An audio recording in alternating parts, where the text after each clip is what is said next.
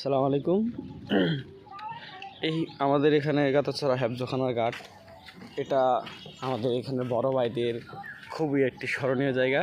কারণ দেখা যায় যে আজ থেকে আরও 10-12 বছর আগে বা এসএসসি দাখিল বেস 2010-এর পর থেকে এখানে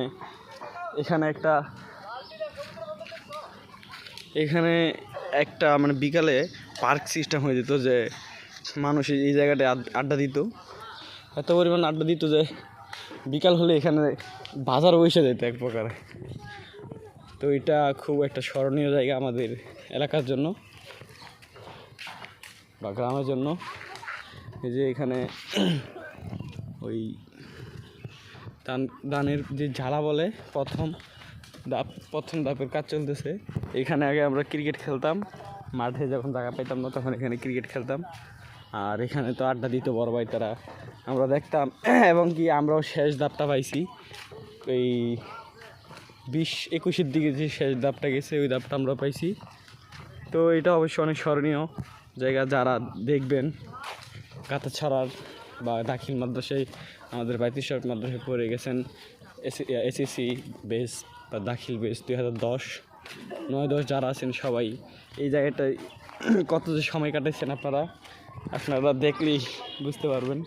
তো এখানে তো অনেক এখন বাড়িঘর হয়ে গেছে, যেমন হুজুর এখানে মাদ্রাসা সুপার হুজুরের বিল্ডিং তুলছে, তারপরে আমাদের ইমাম সাহেব উনিও বিল্ডিং তুলছে। তো এখন আর এদিকে আড্ডাটা হয় না, যার কারণে ছেলেরাও আসে না। তো আরেকজন সেলিব্রিটি, যার কথা না বললেই নয়, নাজমুল হুসাইন শাওন।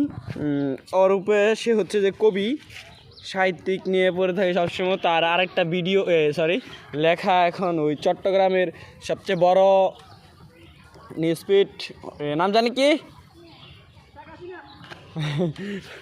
নামটা মনে হয়, মামু কও না, চাচা কও না, কি কালের রং না কি জানি একটা, ওইটার মধ্যে নাম প্রকাশ হবে বা ওর স্ট্যাটাসটা প্রকাশ হবে। সবাই দোয়া করবেন সেলিব্রিটির জন্য। সো দ্যাটস ইট, ভালো থাকবেন।